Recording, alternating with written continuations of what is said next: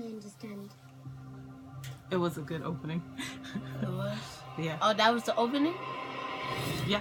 Oh. That's pretty much the first scene of Rogue One. Oh, it's a good wide open shot of this huge field. Almost looks like New Zealand. So we are watching the Star Wars Rogue One trailer. My son is. I saw the movie today. When was the last time you were in contact with It was really good. What is this? And he's a big Star Wars fan, and I'm like kind of a fan, but more of a fan through him. So we should probably turn this down so that they can talk to us. Okay, so Rogue One is. I actually had to watch. What did I watch? The Force Awakens yesterday before this because I had never seen it. It wasn't really helpful. Well, it gave me some context. I actually thought that the weapon that was in yesterday's in The Force Awakens was the one that's in Rogue One, but it's not. So where does Rogue One come into the whole Star Wars story? It comes in before episode 4, like... Episode 4 is the one that came out in the 70s? Yeah. When like, we first meet Luke and Laura? Leia. Luke and Leia, okay. But it's like, I don't know, a month or two before they actually blew it up. This happens a month or two before they blow up. No, I don't know when all of this is taking place, but I know the film's generating from 1 to at least 3 months from destroying the Death Star. But the Death Star should be like operational at least 5 months before episode 4. We just got totally technical. Anyway, let's get to the movie, Rogue One. You Star Wars fans, you are going to love the movie. It is exciting. It's beautifully shot. I thought it was a wonderful cast. I don't want to tell you too much, but I will tell you that you're going to see some familiar faces in it, and then you're also going to see new faces. So, what I really like was being able to see Forrest Whitaker in the movie, and he's a formidable force in it, and he protects the main character as she's growing up. And her name is I don't know. Jyn Erso. Jyn Erso. And Jyn is the daughter of, I forget his first name, Erso, who is the scientist that creates the Death Star. So he's a pretty important person. And, you know, because he's trying to protect his family, because he thinks that if he doesn't create this weapon, someone else will, he decides to essentially go with the Imperial forces in order to kind of rig the machine a little bit. Oh my gosh, am I telling the plot a little bit?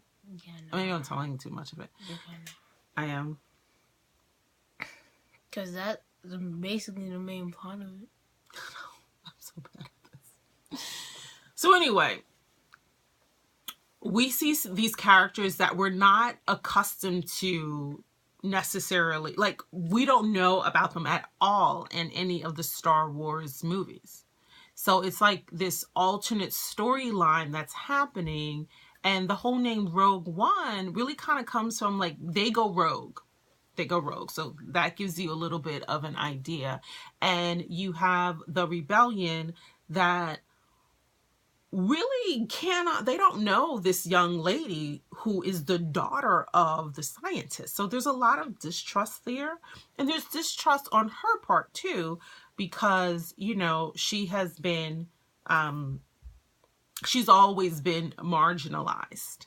And so we see lots of different characters with different abilities that we're not accustomed to seeing.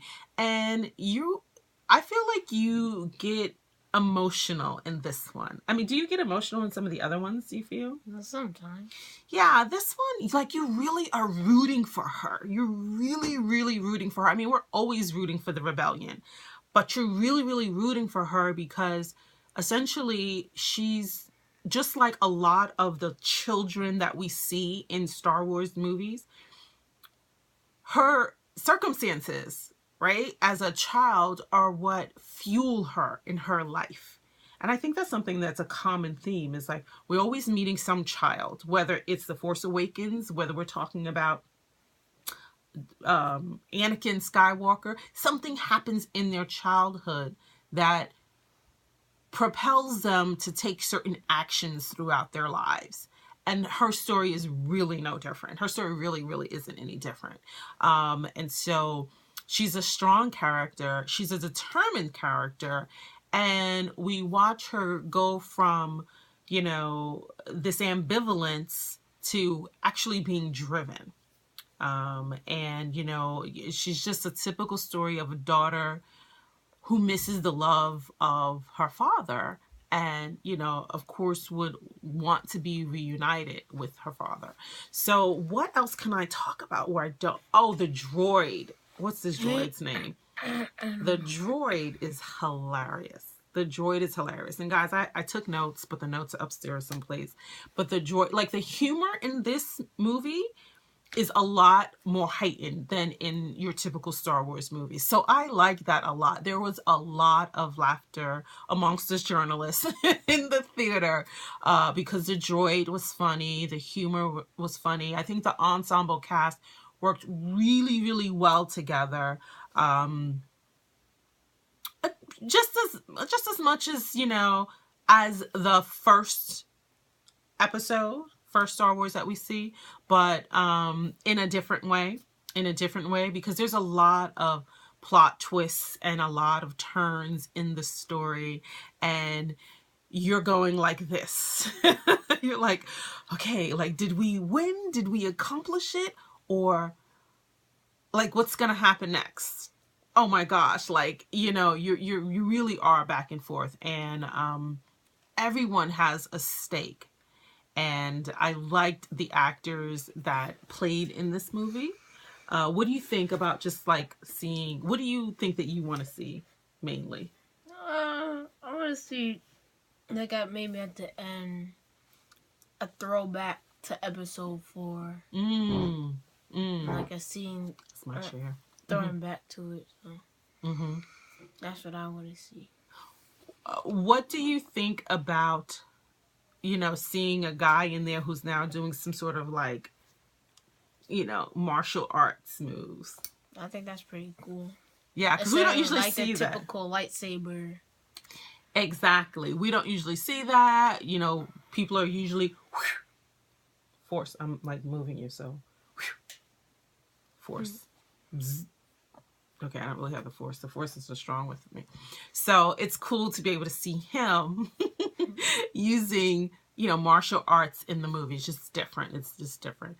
So I think that the action is great. I think the scenery is great.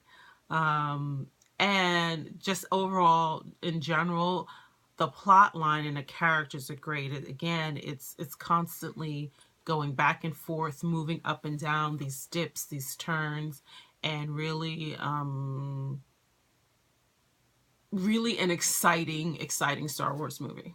So, and new characters, new costumes to see. So, you know, kind of reminds you a little bit of the very first Star Wars movie, but with better technology, better action, and better CGI. Yeah. There's a really interesting CGI thing that happens where you're like, oh yay! Yeah. So ooh, a young version like Leia, I'm guessing. I don't know. He's watching on my left, he's watching the trailer, one of the trailers. I can't tell you what that CGI is. You have to watch the movie and see for yourself. Hey, leave a comment. Let me know what you think about it after you watch the film. Questions? I don't think that I can answer them for you. I don't want to give it away. Disney does not want me to give that away to you. Okay? But The Force Awakens did not necessarily help me at all to know what the heck was going on in this one. And I had to ask my son, where does this one fit within the story? And now I know. It happens before the very first one. So now you get to think back at, hey, maybe you should watch the first movie. He told me I should watch the first movie. I didn't listen to him. But, maybe I will watch the first movie this weekend so that I can remember how all of this connects. Anyway, that's Star Wars Rogue One. May the Force be with you. What do they do? What do they do? No, that's Star Trek, right? Yeah, that's Star Trek. They don't do May the Force be with you. They're not doing that. They just say, may the Force be with you. May the Force be with you.